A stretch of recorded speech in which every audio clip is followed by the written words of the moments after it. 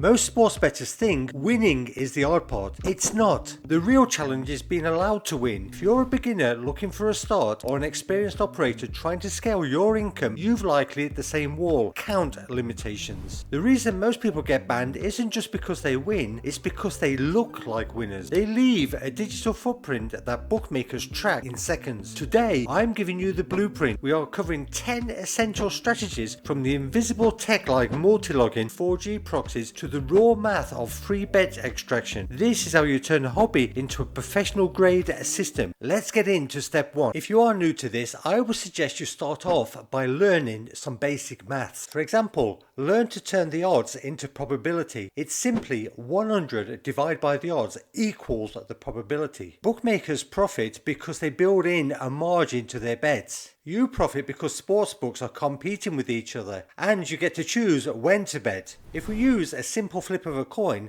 sportsbooks would want to offer you odds of 1.90 on each side, thus guaranteeing themselves a 5% margin. But you as the sports bettor should only be betting when the odds are in your favour. For example, if they were both 2.10, you would have a 5% advantage. Now that you understand the basic odds, you can calculate the value. So in the instance of a 2.10 for that flip of a coin, it's simply 2.10 divided by 2 equals 1.05. You have a 5% advantage. And for those of you who already value bet, go and learn to benchmark. On the Bet Analyst website, we've got a calculator that will help you devig sharp book odds. Now, if you don't have enough knowledge, don't worry about it. Simply start with value betting. In this instance, all you're doing is beating the sportsbooks at their own game. There's loads of tools and software out there to get you started. What you're going to be looking for is match betting, arbitrage and value betting. Now, to find an advantage bet, you could simply track a sharp sportsbook like Pinnacle or maybe a betting exchange like Betfair. In both instances, you'll want to know the 100% book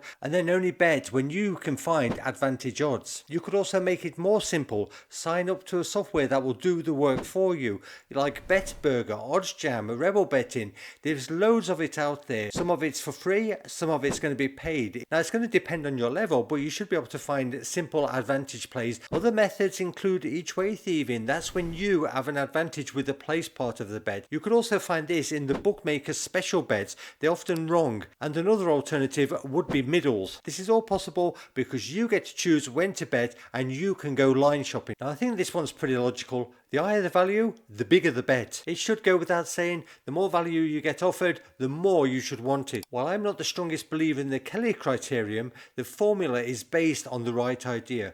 Higher edges equals bigger stakes. You can simply Google the Kelly criterion and learn to use the formula. Alternatively, you could do your own staking system, and this is what I would suggest.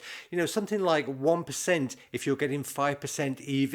Use that as your standard. If it's a lower EV, for example, say 2 to 4%, then use a lower stake. Go with 0.5% of your betting bank. And if you've got a massive 15%, something very high, you could increase it to 2%.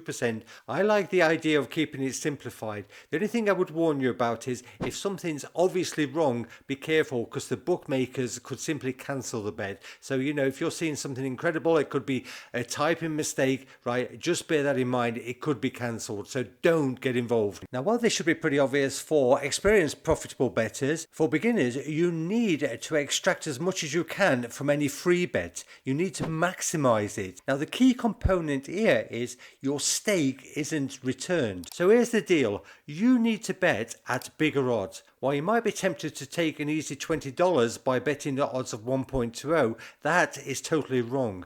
You need to consider the expected value.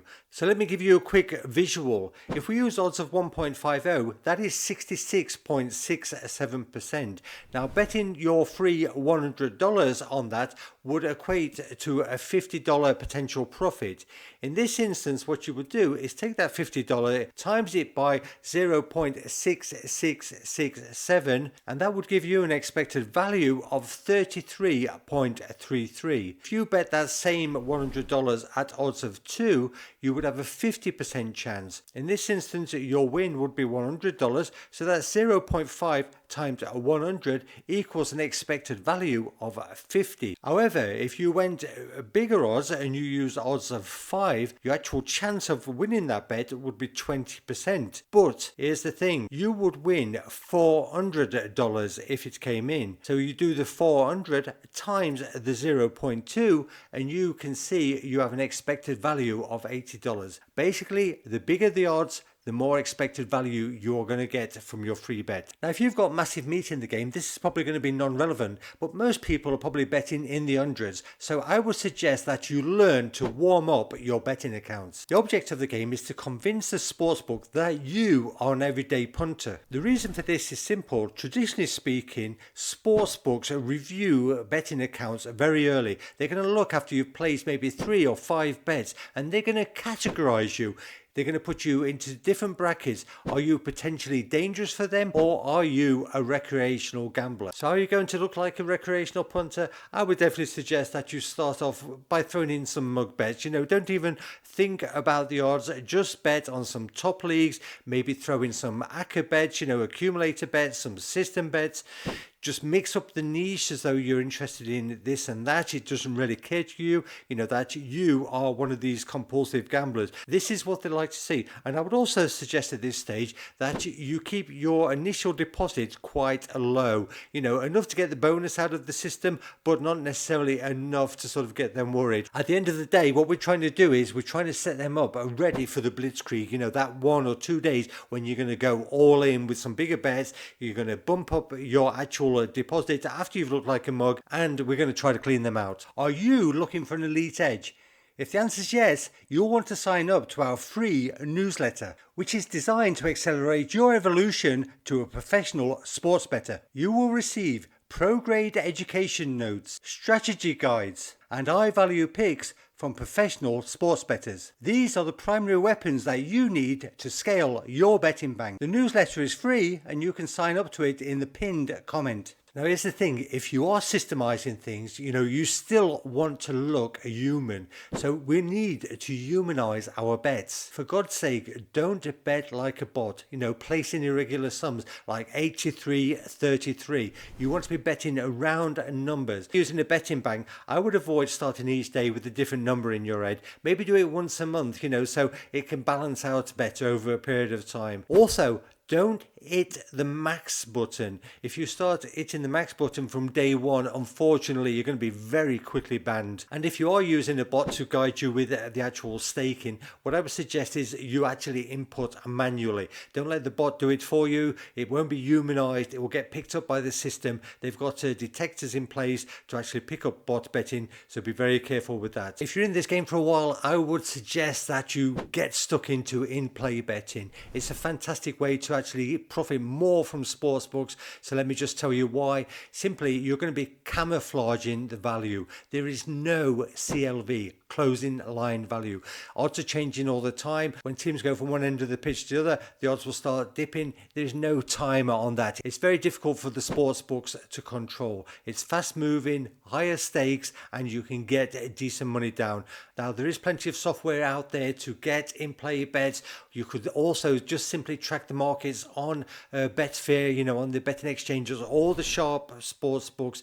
You've just got to learn how to find the value. I should also mention that in-play betting gives the sports book the idea that you are an impulsive gambler, and that could be beneficial in the short term at least. And also the great thing with in-play betting is you can bet more than once within a match, so you can keep going again and again. Soft bookmakers are very weak on in-play betting. They're easy to take apart, and I would strongly suggest that you focus on in-play betting if you're capable. Now, as a winning sports bettor with soft sports books, you're going to have a withdrawal strategy. Now, I'm going to tell you, you don't want to be taking money out before you see some kind of limitation. First withdrawal will trigger a review. It's simple as that. The second that you ask them to send you money, they're going to start looking through your betting account, see if you've beaten that CLV, that closing line value, and you don't want to trigger that. So leave money in make bookmakers believe that you're going to gamble it away. Now obviously if you're betting with the exchanges, Polymarket, the Asian bookies, brokers, or maybe even the crypto bookmakers,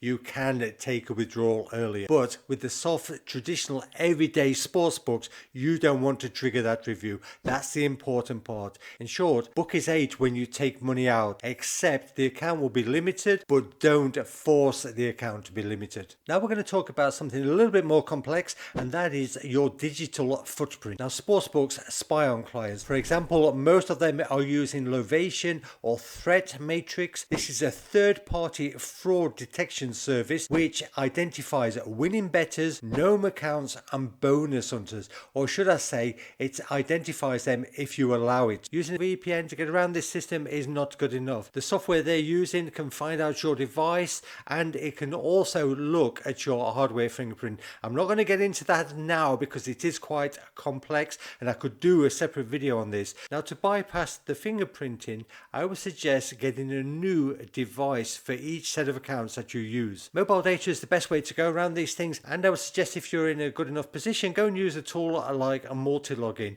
This will give you the 4G proxy that you need to avoid detection. If you're using secondary accounts, you need to stay undetected. Now obviously you know this already, but there are some excellent tools out there which are going to help you cover your tracks. So while sportsbooks have advanced technology, there are many ways that you can circumvent them. Now as previously mentioned, Multilogin is a great tool to get you started to stay undetected. But I would also suggest that you add something like Proxidize. This creates the hardware kit that you need. It will make you look more indistinguishable and make you look more like a genuine new customer. I would also suggest that multi-counters look further afield. Don't necessarily look on your own doorstep. You know, obviously you want to stay legal, so structure your business properly. But if you look at the likes of Tony Bloom and all these professional sports bettors, then you can see that they are more involved in other countries. You know, the money is not necessarily where you are living. You've got to look further afield. So structure properly, stay legal, stay safe, and that's how you'll make your money. Well, I hope you got something out of this video. If you have any sensible questions, please go and ask them in the comments. We've also pinned that link to join our free newsletter, which you're going to need if you really want to accelerate into becoming a professional gambler. We plan on doing a load more educational videos on this channel, so you might want to subscribe and make sure you switch on your notifications. Other than that, you're through to boot camp again. We'll see you in the next one soon. Take care. Bye bye.